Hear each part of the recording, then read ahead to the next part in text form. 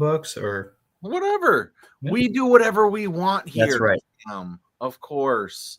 So now we let this stream come in, and then people will be joining through our X, YouTube, and my Facebook account. I should probably share it through a comic book look too. But yeah, Sam, do you got a minute to win it, buddy? And by any chance?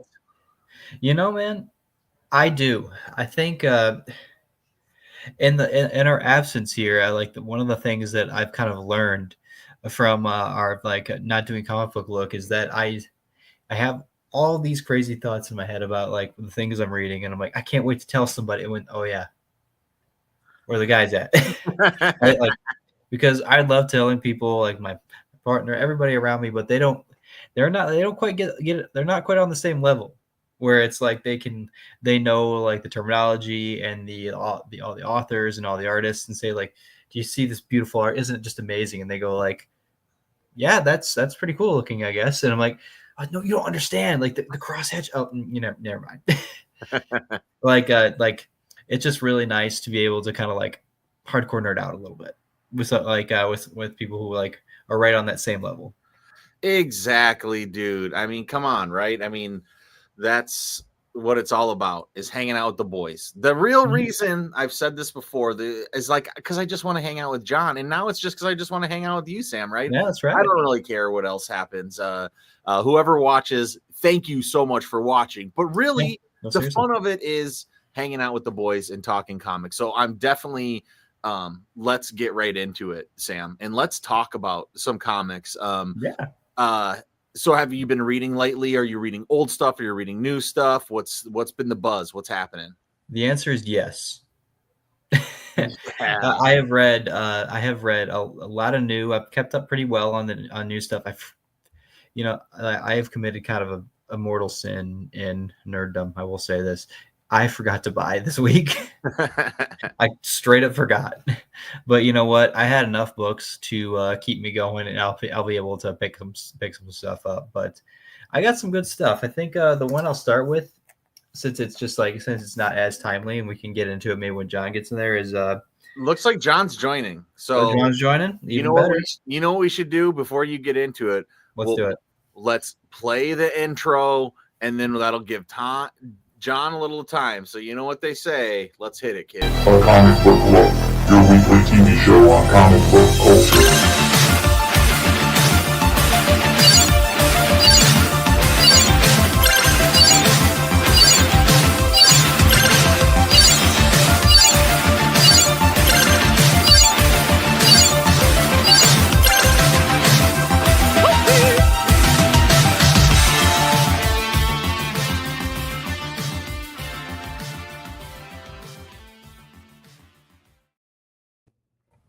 And there it is.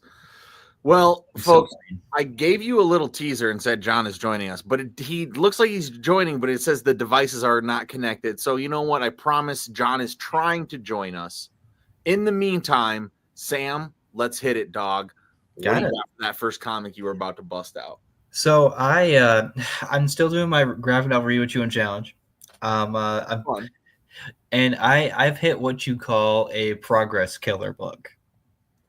Like you ever like you're reading your collection again, and like you forgot like how long it took you, or you haven't read one yet, and you forgot how like long it takes sometimes to read one of these. Not that it's bad, it's just it's slower. And the one I have for that is Adventures of the Unknown. It is a bunch of old stories from the 50s, I believe, and like it's I think it's volume 21. So there's a lot of these out there, and it's just a bunch of like hard sci-fi. And there he is. Oh, there he is. Am I okay? Am I sounding okay? Yeah, you sound great. You look even better. That's right. Look at that Galactus shirt. And Johnny, I'm sorry we started with how you dog. You know, you're our boy though. We didn't mean to start about you on purpose. No, I literally just woke up from a nap. Like, perfect. Okay, good. So it's 100% my fault. Like Ken came in and I was like, oh, I'm supposed to be on the air. Like what time is it? So sorry about that, you guys. Oh, no I'd like to problems think at all. that Nick also that John also does that when he's in a parallel universe where he's a weatherman. It's like I'm supposed to be on the air. All right, everybody. The clouds, they're clouding. Yeah. No, honestly, when you think about people that eat worlds and stuff, I must have eaten a couple of worlds tonight at Sushi Masa because your boy was tired afterwards. I also had a couple of beers, so it's fine. But here we are. So shout out to Sapporo. Dude, shout out to Sapporo. Shout out for our boy, Ken, because he saved the day here. Oh, Nice work, Ken. Shout out. Ken came in clutch. Mhm. Yep. Well, Johnny, Sam has been doing a graphic novel challenge where he's just burning through these graphic novels, but he is hitting a roadblock with his one. Okay. Yeah, it's Lay a progress killer book. It requires a little bit slower reading. We've all kind of known that I struggle reading older books that are like pre-70s, and not that they're not good. All respect given. It's just they're a little slower of reads for me. And that was this book right here, Adventures in the Unknown. It's a big collection of old 50s style sci-fi and like crime noir stories, and it's definitely fun. It's definitely it's almost kind of like a way where you kind of wonder where they're going with them half the time, and then they just end. Yeah. There's stories where it's just like the last one I read was about a ship, and the captain on it kicks their scuba diver out because he reads books. Yeah. And he goes and he goes and says, these book readers, they're soft. You can't keep them here. And then this other guy, he gets another person then, and he already doesn't like him because he went to college. And the book ends with the guy seeing that there was mermaids down there. No one believes him. And then they see his camera and says, there was mermaids there. And that's the end of the story. Hope you enjoyed it. It's like, wait, all right. But was there we didn't even see what the captain thought about those photos. It didn't matter. Story's done. We got your nickel. I'm like, I guess you're right. You did get it. It's very interesting. The art in it is very fun. It's very of its time. It keeps all of the old ads in it too. So it's like, hey, do you want an encyclopedia collection? It's like, no. And you could be ripped too, just like this guy that's on every other ad. That's cool. Honestly, I think that might be it's such a timepiece then that it keeps the ads that even makes it more interesting. I love that, Sam. It even keeps the letters pages. Oh, fun. What are these? Can you gotta read us if you feel comfortable? Oh, no. One of the letters from 1950 something. I know the language gets a little dicey, but all right, let's see if I can find one here. Oh my God, these people wrote some books. I'll tell you that. Or even if you gave us an excerpt, I would just love to hear you start. Also, in your best 1950s voice would be great.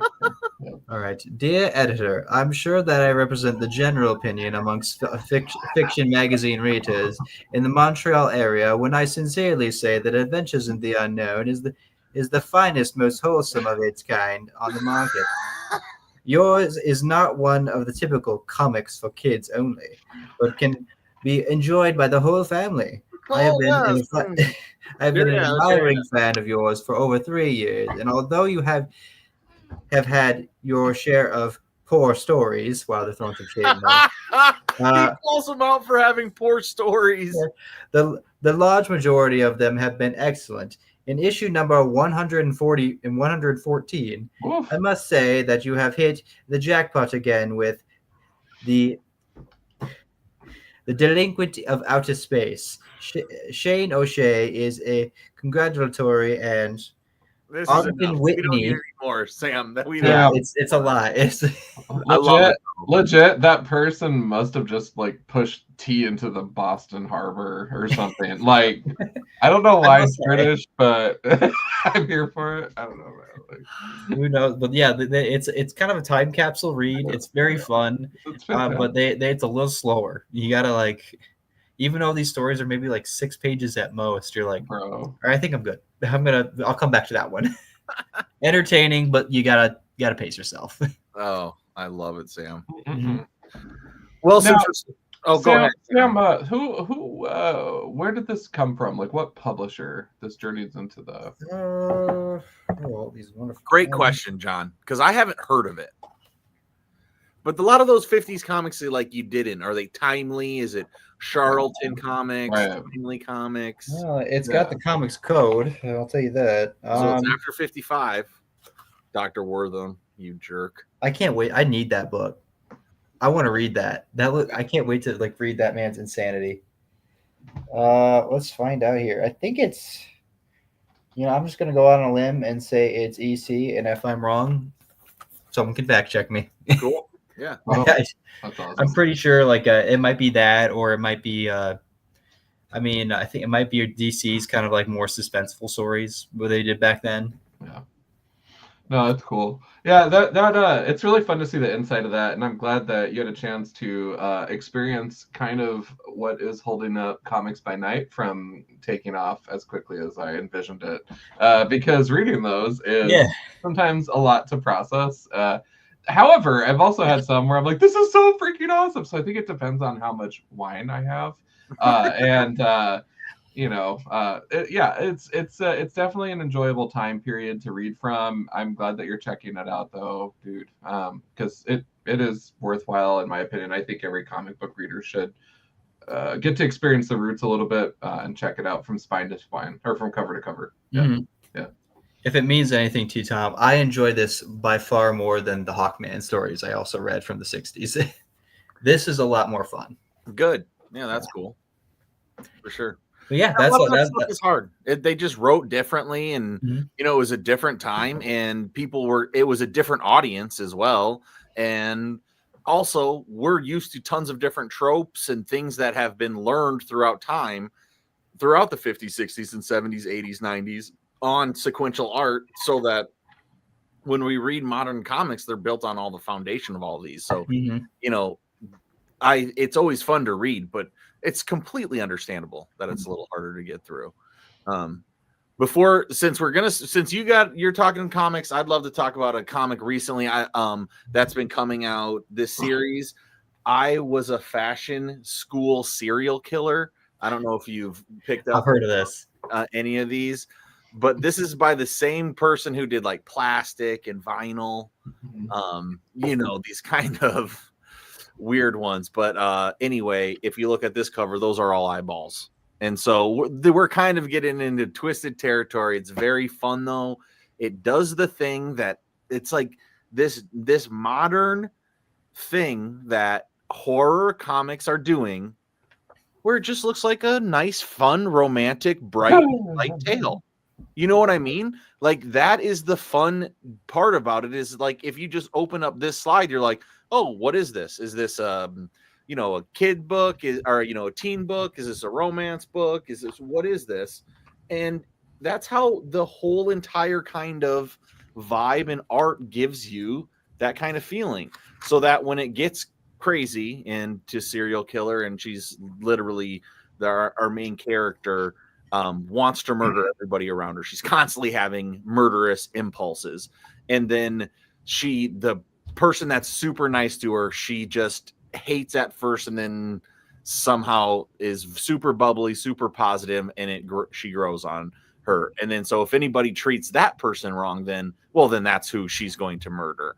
And then she makes clothes out of the human pieces that she murders with. So it's definitely a twisted tale. It's this odd, fun storytelling of this bright, colorful, saturated tale and visually storytelling story, but then mixed in with the extremely dark, twisted, messed up type of topics. And so it's like really fun in that kind of dichotomy. It's very macabre sounding. Yes, it is, but it's all so fun. It's just like it's almost so playful that you're like, oh yeah, I can't wait for her to kill her other classmates because they were being mean to her. And it is like, hey, there's a new Project Runway season starting. New episodes out every Friday. Heidi Klum is back, and that's like my favorite show. So I love fashion and that kind of stuff anyway. So yeah, give me a comic book about fashion, and then they're a murderer, and I don't have to worry about anybody having superpowers or, you know, going into that kind of thing. You know, staying completely in its own zone. Man, nice work. So yeah, pick it up. There's more issues out, obviously, but these are the ones that I could find here in my stack recently. Those covers are pretty stellar, though. Yeah, and they're cool. And the white covers also, that's fun and funny.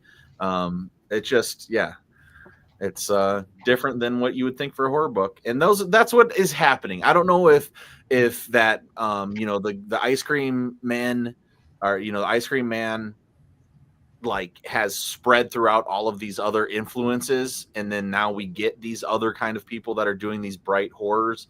But I think I think that has something to do with it. I think Ice Cream Man has you know, is very inspirational and was something that was cool and new, and I think a lot of people are feeling that vibe, and then that's why we see other books. It's the same kind of thing that happened with talking animals. Like, overnight in the last 5 years, there's a fucking another talking animal book on the shelves every single week. I noticed that too. Actually, I was like, "Why is there's another one?" Like, whenever Stray Dogs hit, that was like, it popped up and it just toppled. So then there was like Animal Farm, and then there's, you know, Feral, and then there was the DC Good one. Boy. Was the Marvel Shark one was out this Wednesday. Yeah. So, it's Jeffrey. Yeah, it's Jeff. Yeah. And so, yeah, I mean, I think those characters have always been around, but for whatever reason, we're in a renaissance of talking animals and brightly colored horror. And there's even a book that combines those two tropes, I think. It wasn't called like what's it called, like What We Do Under the Trees, or what it's called? Like, it's that What We Do Beneath the Trees, or What We Do Beneath the Trees, yeah. With the bears and yeah. See? So it's everywhere. John, have you been reading any comics lately? Comics, no, but I might have something that's on the nose with, I think we're talking about tonight. Oh yeah, maybe. Yes, we're talking FF. You're rocking it. You're wearing the right garb. So I haven't really been reading a lot of comics. However, I love getting art. So this was really cool. I caught a post online. I'm Facebook friends with Jason Folkerts, who lived in Sioux Falls and is out of town now, but is still doing it. He sent me a piece of mail. I bought a little something, and for starters, on the envelope, he doodled a little Captain America for me on the back of the mailing envelope, which is super cool. And then proceeded to give me a couple of additional sketches. I'm not prepared. He actually sent me the finished ones on Messenger too that he gave me permission to show, but I don't have everything queued up here. But he did include these buttes for me. Sick. As well. For Ben Grimm the Thing and... Oh, very cool. But I don't know if you guys know this or not. I just have an affinity for things that are bad. Some large man. And there it is. Yeah, whoa. It's just like the Kirby too. The colors were popping. So shout out to Jason Folkert, seriously. Like, I caught this online and he was like, would anyone be interested in Neglectus? I'm like, me, I would rock it. So so I got this sent to me pretty quick, and it was kind of awesome to see him just crush it, you know. So just, I love supporting local artists. Or people that I've encountered with my travels and stuff. And he's just an amazing human. And so, yeah, it's just kind of a fun gift to myself. Other than that, comic-wise, my office is actually atrocious right now, so I don't have too much more to show off right now. But that's okay. That's some big news. And Jason's so cool, right? He's been at SuperCon, drawn tons of things around Sioux Falls. Yeah. So that's always really cool. Like, he has incorporated different superheroes into, like, downtown places and all of these fun, like, Sioux Falls superhero drawings. So yeah, shout out. That's really cool that you're supporting him and his art. And then that Ben Grimm sketch is sick. Yeah, dude. Yeah, like he did a really good job. And he has the whole, like, pictures of the whole team out there too. But don't get it twisted, everybody. Ben Grimm's kind of hard to draw.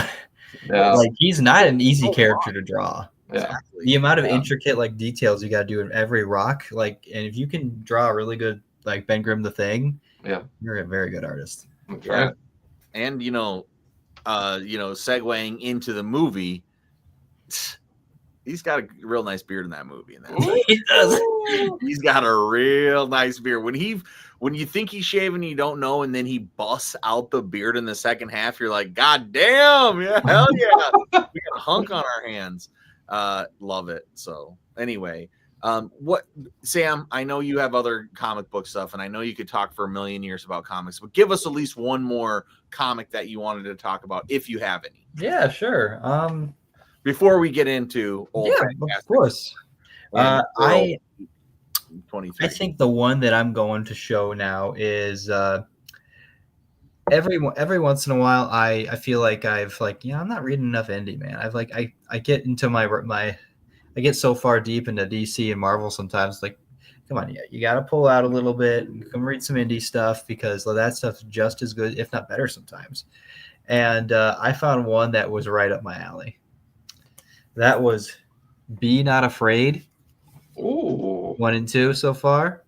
This is all about like it talks about all of those like discarded books from the Bible that talked about like Nephilim and like giants that roamed the earth and stuff, that like people are like, wait, that was in the Bible? Not technically. And it's all about this little town called Enoch, because that's the book of Enoch. And it's about an angel that falls to heaven and finds a lady and fancies her, does things that you fancy ladies with. And now she has a son that is this guy right here, and he is one of the last Nephilim.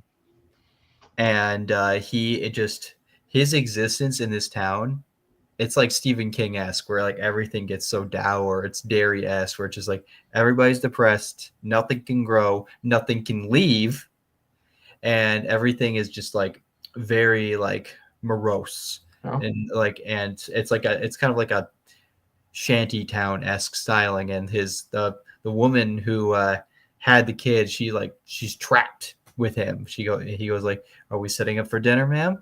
And he goes like, do you want food this time? He goes like, "Yes." And is my sister joining? And like, it's implied the sister is not alive anymore. She's like, yeah, your sister will be joining, don't worry. And the second issue introduces a character that says he is an abomination and should not exist. You have to get rid of him. It's like, I've been trying to do that for 20 years. And it's just all about like how the Bible, like kind of like how we usually portray angels as like these very like benevolent beings and stuff like that. But what happens when a creature that wasn't meant to exist, even if it was made from like holy means, is created? And it's very cool. It's very sinister. It's very like, I have never heard of this. Yeah. No, why am I not picking this up? I'm annoyed. And also, what is Nephilism or Nephilism? Nephilim? And then what do you mean by the hidden books of the Bible? Is this like just common language that everybody's supposed to know, Sam? Because I, first of all, didn't know the Bible had hidden books. That's right. There you go. 2, I've never heard of Nephin or whatever. I keep on saying it wrong. Y'all didn't go to Catholic school? I'm Catholic. 100%. I went to CCD every Wednesday, man. But I guess they were just teaching me, like Matthew, Mark, Luke, and John. Yeah. This is where like the kid who's getting a little too in a punk also has to go to church school. So I learned that, there was the rejected books, the ones that like they were written, but they don't put them in there. Gotcha. Like that's not a part of the Bible. And like the book of Enoch is one of those. It was all about like Earth, like Earth is just kind of recently created, and God is. This is generalizations to the wazoo here, guys. Earth is very new, and God goes like, "All right, I need you to watch these humans, angels. Just go down in there, make sure they're doing the right things." And the angels see them, like them a little too much, start corpulating with them a little bit, and the offspring of these angel humans are called Nephilim, which are giants. Oh, okay. and they're designed to look just, and how they've always been kind of perceived as just this unnatural being that is huge yet like sickly looking, or like very pretty but in a very like sinister way. Like something is very off. Real emo stuff, Yeah, real non-conformist, black hair to the side, Tell hot you what, topic, probably a lot of rings and necklaces and stuff. Nephilim would definitely be working at Hot Topic nowadays. I'm getting the vibe. Okay, I'm picking it up. What was the book title? It was called Be Not Afraid. Okay. Because this is like that is what the angels say to humans in the books and the Bible when you go and they say like, "Hey, I'm an angel. Be not afraid. I know I'm terrifying looking. Don't worry about it. Like I'm a good guy. Be not afraid." I'm gonna see if I can get those pulled for me. They're pretty good, man. It's a pretty cool series. It's a very fast read too. You'll go like this, and it's like done. Boom. But it's very fun. I would recommend it. Cool. Wow. Yeah. Let's get into some Fantastic Four, guys. Woo! It's been out a long time, but I just saw it, guys. So thank you for holding off, not doing a show. I know that's what you were waiting on, so I appreciate it. No, I'm just kidding. Hey, it's the summer check-in, baby. So we're definitely checking in, and it's movie time. Superman came out. Fantastic Four came out. I watched the first half of Craven on Netflix. I mean, it's been a superhero spectacular. I'm going to try to slog through the next half of the movie, but God, I just had to turn it off. And tell you what, man, Craven of it all doesn't get those better. movies is the best one, at least. Of Madam Web, Morbius, and Craven's the best one, but that's not a compliment. Okay, so we can pass that one. Let's just give a quick. We haven't talked about Superman yet, have we? No, not yet, sadly. Okay, so let's just do a quick 5 minutes on Superman. I mean, what did you guys think about it?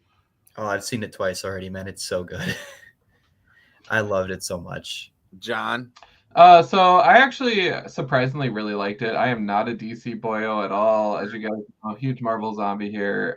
But yeah, I will say I really liked it. The only thing I did not like about the film was that Mr. Terrific and Green Lantern really shined, and Hot Girl kind of got this weird role a little bit where I'm like, pretty sure the character has a lot more to offer than that. And that's my only gripe, and that's really digging deep here. The film itself, if you guys, for anyone tuning in, if you have not seen it, definitely check it out. If you're not familiar with DC Comics, definitely check it out. It is not going to be your slow boat origin story, and I appreciated that because we've been just inundated with, how many times can that ship crash into Kansas, kind of thing. And so it does a really nice job of catching you up. And I will say, shout out, this is not an end credit scene by any means. It's just before the credits roll. Shout out to that upcoming Supergirl. That was funny. Just the party girl, Supergirl. Yeah. Thanks for watching my dog, bitch. Like I was like, yes.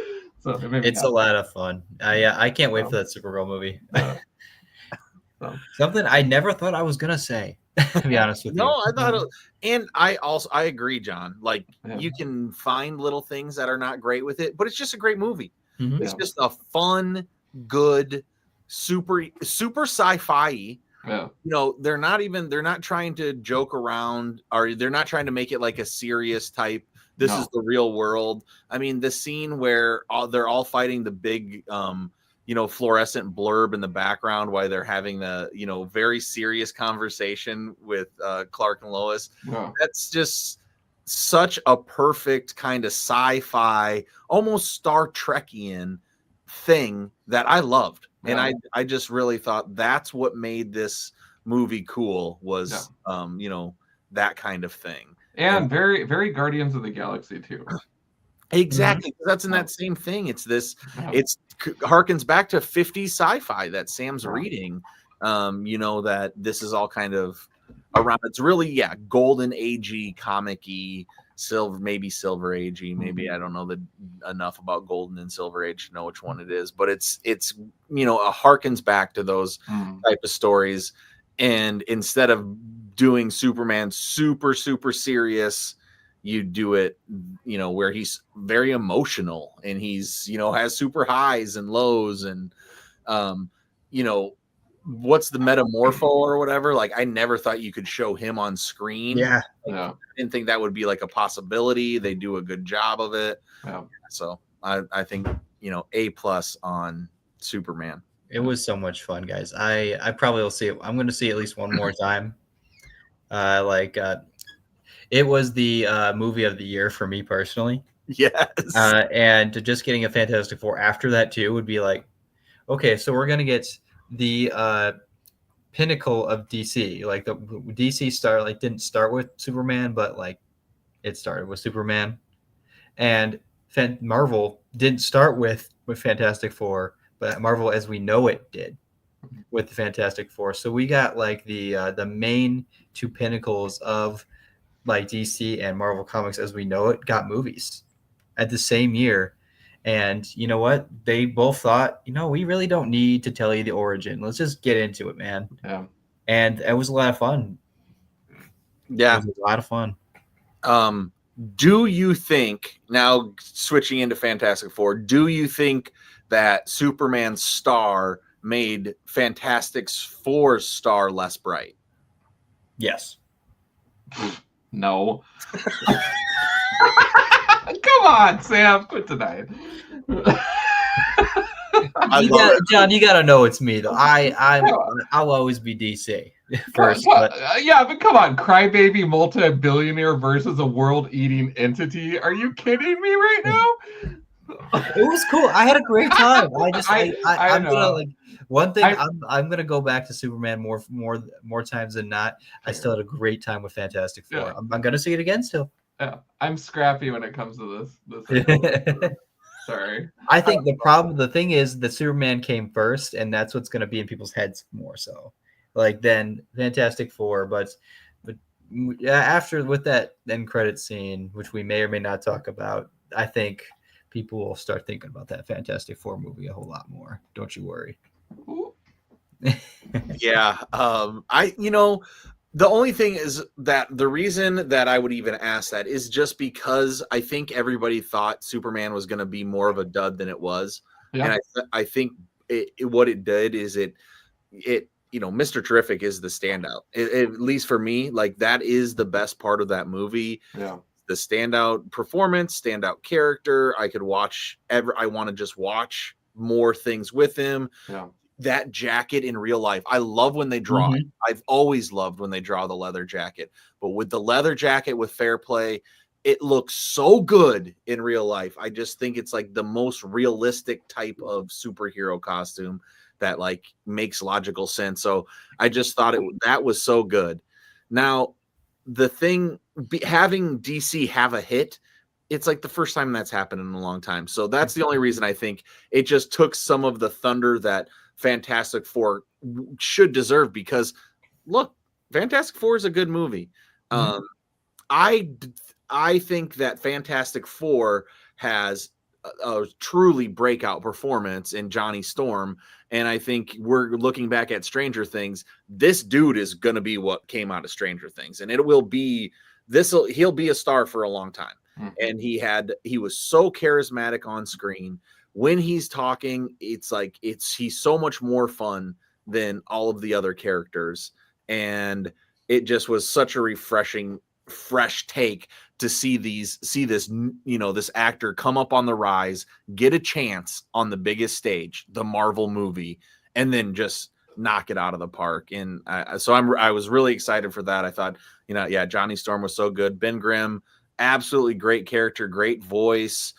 It just understated, but I would say the whole movie has a vibe of being understated. They almost didn't want to give you the Avengers, like everything's moving, everything's happening so fast, because you just get Eternals then, which, is a sleeper. And with Fantastic Four, it was like having the old retro aesthetic, having it be in this different world, having Mole Man, that was a great, just kind of the same thing that Superman was doing, is like giving it a little bit more fun than it you maybe thought it was going to. And so it was showing a world bigger without having to explain it. Yeah. Yeah. Great point. That's exactly right, Sam. And that's fun to watch. So it's Mhm. like that's the whole world, the whole look, the whole aesthetic, the emotional feeling you get at the end when Sue is, pushing Galactus. All of that works on me so well. I loved it. I just thought the whole movie, the plot, all of that stuff works really well. What do you guys think works the best or works really well with Fantastic Four? What did you really, really like about it? You go first, John. Well, I first of all, my boy Big G, visually pleasing, cast well, everything. I mean, I remember back when we were talking about the notion of the MCU, and Tom and I were like clawing up the tablecloth of Captain America and Thor, like, oh gosh, it's starting to come together. Ooh. Remember, someday we'll maybe do a show, and I always daydreamed of getting to see Galactus on the big screen, actually, instead of a dust cloud. And here we are. And so, first of all, just kudos to the team of like 800 people that helped bring that character to life with all the visual effects, costuming, design, and props and all that stuff. It was very nice. Very, very, very, very nice. Silver Surfer crushed it. I I didn't have a agree. problem with Shella Bull at all. I think all the crybabies out there, and I've said this before on the show, all the crybabies out there, I mean, read a comic book. And if you do read a comic book and you're crying, you're not a comic book fan, you're a dork. So, sorry, like it is what it is, And watch the movie. It needed to be a female. The funnest stuff is between Johnny and her. Yeah. What are we doing? I mean, stop complaining. I mean, it all makes sense. Watch the goddamn thing before you even judge it. You fucking dumb dorks. Yeah, dorks. But no, so I was really impressed with that because I just heard nothing but negativity about the Silver Surfer, and how Marvel does this and that. But the performance was great. The character, wow, she was like surprisingly mean. I mean, she was surfing like a warp speed, not a black hole because that ended up not being a good thing for her. But she was just keeping up with the ship when they were going like death speed and stuff. Amazing rendition of the character. The power cosmic was very apparent in that, so I really dug it. If anything, I would have liked to have seen her more, maybe during the final confrontation with Galactus, but she came in clutch. I won't spoil it. It's fine. And the question was, what worked well? Herbie. Yeah. Herbie worked well. Agreed. Yeah, man. I love a droid. I mean, I'm still reeling for K2SO and all so many good droids in my life. Yeah. So to have a new one, the one from Rocky 3, obviously, that's a great one. Now we got the new addition to one of the coolest ones with the funnest little mouth and the way. Yeah. I completely forgot about Rocky 3 having a little robot man. I completely forgot about that. Man, yeah, I mean, there's been a lot of good cinematic robots in history, and I love them all. And yeah, man, Herbie's great. Mm-hmm. But MVP for me, it's funny, we were talking about John and Storm. For me, it was actually Sue. Yeah. I think that she killed it with her role. I think that the personification, because at first when they announced like the cast and stuff, I'm like, I kind of see it. I don't know, but just in terms of the conundrum of, you're considering using her son as a sacrifice, is kind of a heavy theme to put into this family-tacular movie. And it was a very bold choice, and I like it because it's actually true to the books. Reed and Sue have had a very rocky relationship over the years. My reading has been extremely limited, but it's been like, a few issues here and there, but I've seen them in moments of distress and everything. So to me, it rang true. And I really like that. I don't have my PhD on this team. It's not Dark Avengers. So if all of you, I do. Okay. I do have a PhD on this team. I have hundreds and hundreds of comics. Yeah. I have Jack Lee and Stan Lee comics. I read the entire Hickman run, which everybody pulled from. We got Future Foundation pulled from, working just like the Hickman run. You have Franklin being this celestial level, power, all developed, even further in the Hickman run, not made up in the Hickman run, but developed further. Yeah, we're missing Valeria. Obviously, hopefully we get another, movie because they are so fun together, brother and sister. And so when you get Franklin and Valerie together, it's like some of the best comics. And so have Franklin, I think it all fits. It all works great. Like, even to somebody who has been a Fantastic Four fan for a very long time, I have more Fantastic Four comic books than any other type of superhero comic books. Yeah. And so, yeah, I'm a big fan. Are there just immensely shitty runs? Yes, and there's so many of them, and it's kind of like from 1990 until Hickman's run, none of it's that good. Yeah. And so you really do gotta dig in way in the past, or you just start with Jonathan Hickman's run, and it's really, really good. And he did Fantastic Four and Future Foundation at the same time with different artists, Nick Dragata and someone else. But I love all of that stuff, and they ring true and they pay homage to all the right things, you know, except that one's not, it's not like this retro vibe that is brought together from Marvel, asking that, or, you know, hearing what guys like me have been saying. All this shit is starting to look alike. Everything's starting to just be the same. It's hard for you to differentiate these movies that are happening. Well, when you put something in a different world, not the 616 and not the Marvel Cinematic world, then you have this chance to do something new. And I think it was really, really fun. Thank you. What did you guys not like about it? Or is there anything you didn't like? Or what were your nitpicks? Yeah, let's hear it, John. Actually, this one came from my older brother.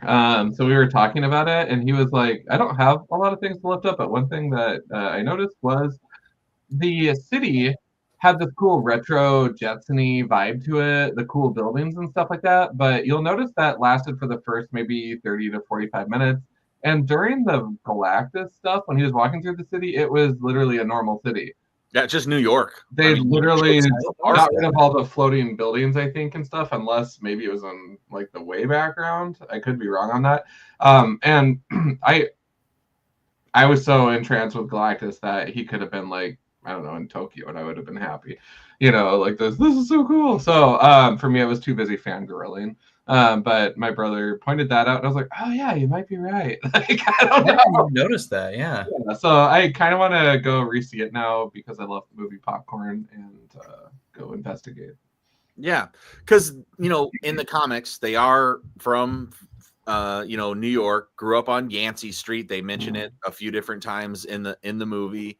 So, you know, giving us that fan service that I do really appreciate as a Fantastic Four fan. But yeah, I would say my, you know, to tell you guys what I didn't like about it, and I think it's something that most people probably love about it, is just Pedro Pascal and his performance and his character. I just thought Pedro Pascal is maybe the most like famous dude right now in movies, right? He's just in everything. He, you know, had this huge death in Last of Us recently. He's, you know, the head of all of these big, you know, he's just a big part of movies right now. And to me, Reed Richards is a character very similar to what he played, right? But it seemed to me that Reed Richards is the same guy that like Tony Stark and Bruce Banner come to when they need somebody who's smart. So it's like you have to be on another level of kind of thought where, yes, I like your equations, but having him strike out all the time and never really get these kind of big, massive wins was like, I don't know. Pedro Pascal just, I felt like somebody else could have gave me something different or more, or something more that I wanted to see out of my Reed Richards. Now, was it fine? Was it good? Did it take me out of it at any time? No, except that when he was getting like hurt stretching, you know, at this point in the comics, you know, Reed doesn't really get hurt from stretching too much. And so like some of that stuff was a little bit, I just thought it was the weakest kind of part because Sue is so strong, because Johnny is so strong. I just felt that, yeah, it was just a little bit less from Pedro Pascal than what I would have liked to see as Reed Richards. I would agree. I think it was definitely Sue and Johnny's movie. And I think that naturally just kind of happens with the Fantastic Four, where you can't, if you're going to tell a story that like incorporates all four of them, like equally. It just doesn't work as well.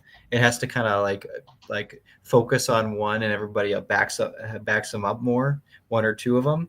And you know what? I think they actually chose some interesting choices for that this time. They went with Sue and Johnny, which are honestly sometimes the background characters, because the thing is the thing, and everybody wants to do more with the thing. And Reed is the leader, so you do stuff with the leader. So it was actually interesting. They're like, nope, it's Sue and it's Johnny. Those are the ones we're doing with.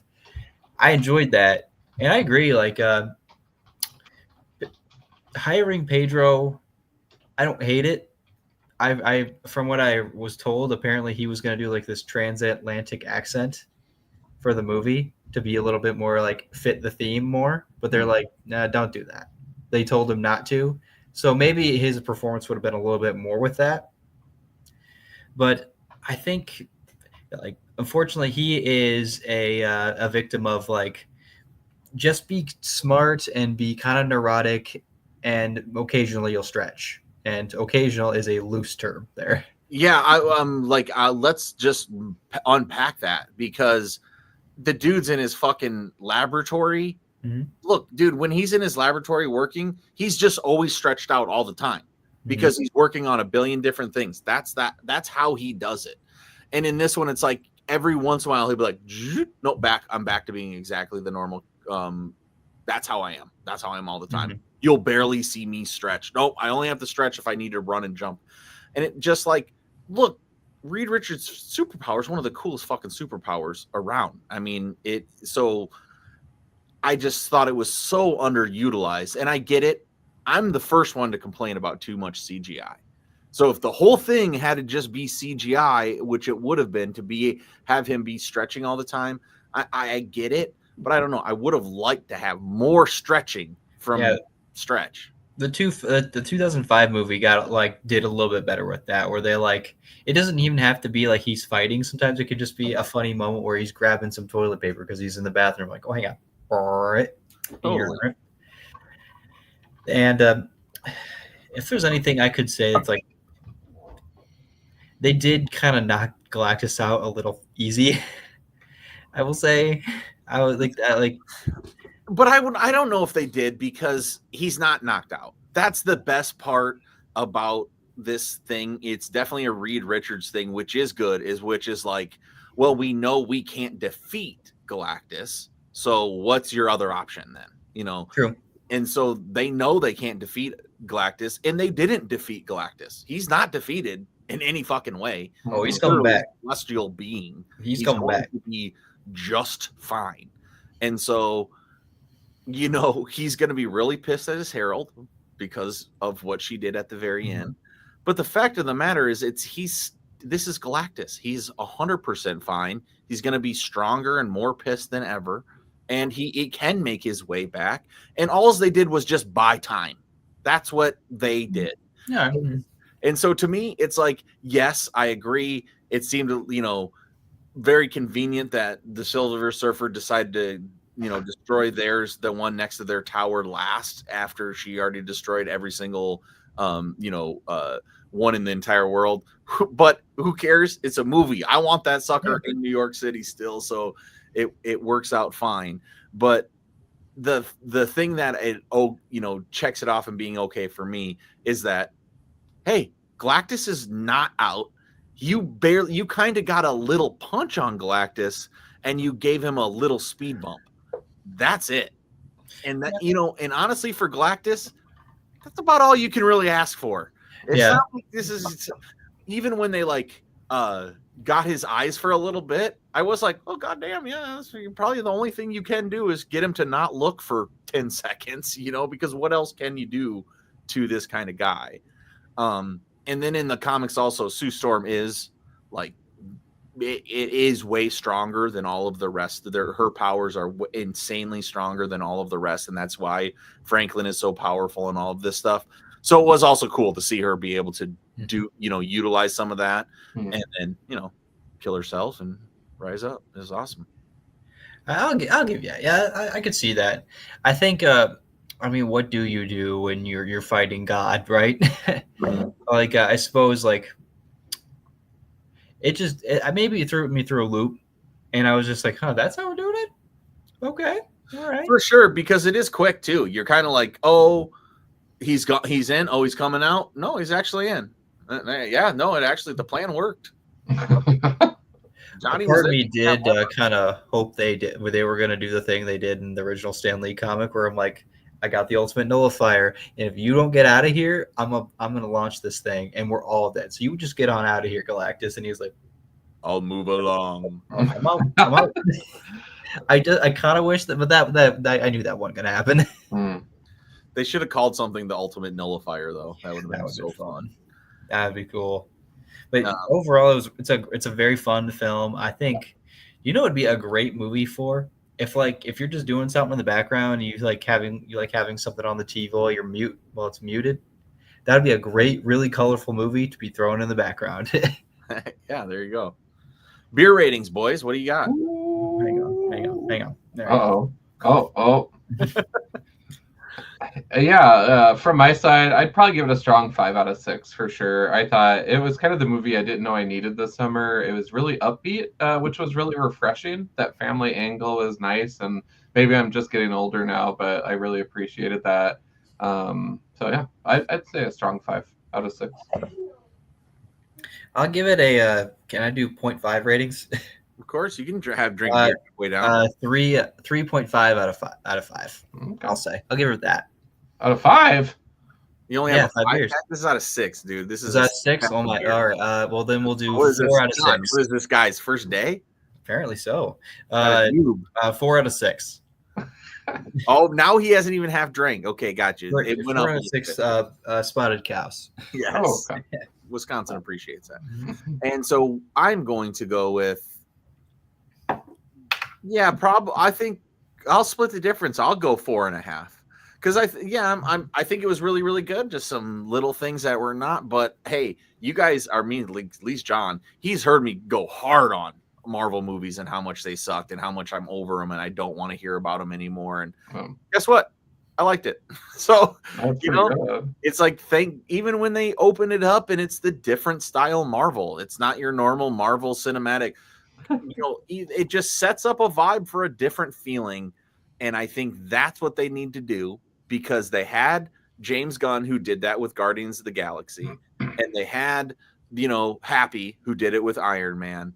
And you had Joss Whedon who did it with Avengers. And then now where do you go? Right? You need original voices. You need distinct voices. And what everybody did after that was ate all of those people. And so you just got a bunch of stuff that was similar enough and checked all the boxes. And now, Marvel's looking and saying like, no, we do need to produce something that is different. Deadpool, it's a spoof movie, very different. Now we have, a retro movie that takes place on another world, very different. Those are good things to do for Marvel to keep this train running under Kevin Feige. And I will see more like cool movies, like regardless. Yeah. Like if they're gonna keep making them, we'll keep watching them. Just make something fun. We'll watch it. Yeah. So no, I was gonna say though too that I don't know, just if you guys haven't seen the movie yet, I'm not a big Fantastic Four buff, like Tom is or anything, but it was very enjoyable. And if you're not familiar with comics at all, again, they're not going to take time to dumb it down and give you a full-on origin story. They do it in an intelligent way that's like kind to your time. It's fun from start to finish. So yeah, if you're considering going to check it out, I know going to the movies is like stupid expensive. You have to take a second mortgage out every time you do it. But definitely recommend it. But also Superman 2. I would say either one and or both. Yeah. But not Craven. Yeah, that's pretty bad. You're already paying for Netflix. Just throw that on in the background. I might be finishing Craven. I saw that in theaters, dudes. Oh, did you? I did. Oh, no. I saw Madam Web, Craven, and Morbius in theaters. See, I liked Morbius, but I'm biased, so. I love the Morbius. Yeah, I love the Venoms, too. Madam Web, I thought was fun. I'm going to like Craven. And when this is all said and done, I assure you, the main actor for Craven is a hunk. He's super enjoyable to watch. He's super good. But they just cut. And then they have like a younger version playing him for like 30 for like minutes. a third of the movie. Yeah, it's like where I'm at right now. I'm like, I'm 20 minutes in without the Yeah. main actor here. Can we please go back to that? Yeah, It's really good. Oh man, we yeah, gotta get Alex from Wednesday Comics on here when you review Craven, Tom. I'm gonna die. I would love that. Madam Web is a great movie. It's not a great movie, Sam. You can't say it's a great. Hey, Tom, it's a great movie if you like watching bad movies. There we go. Yeah, Like that's a great movie. I'm There like, you go. what did you do? Why did you choose to do that? yeah, Love that movie for like the ridiculousness of it. I can't believe they went out there and it's like, you know what, Madam Web, that's me movie right there. Like, so bad it's enjoyable. Okay, sure, but Fantastic Four was a lot of fun. Really great time. Superman was my movie of the year. Great time, but you should honestly go see both. Oh yeah, Mhm. definitely. I don't have a movie of the year yet. None of these. It's definitely never going to be a superhero movie. Just ain't my style. But I can tell you guys, this year, we have Criminal coming back from Ed Brubaker and Sean Phillips, my favorite comic book creators. And they're coming back with an original Criminal story after it's got to be at least 10 years since their last one, maybe even longer. I would have actually taken a Reckless book. I would have rather had Reckless because it's my favorite series from them. But Criminal's the original one, the one that I fell in love with. I bought Criminal #1 before I even knew anything about comics, just on a whim, and then later have learned how, like quintessential that has been to my life of comic booking. So check it out. New Sean Brubaker Criminal coming out this month. Other than that, boys, you got any other final words before we sign on off? Check out Be Not Afraid. I'm totally going to. It's really good. Very excited. It's only 2 issues in, so you can catch up real fast. Hell yeah. Great recommendation, Sam. And if you want to know why, guys, look at the video earlier. Anyway, thanks everybody for tuning in. John, Sam, always really fun hanging out with you guys. And like we always say, keep it comics, right, John? That's right. Keep it comics. Big and boring, never boring. There we go.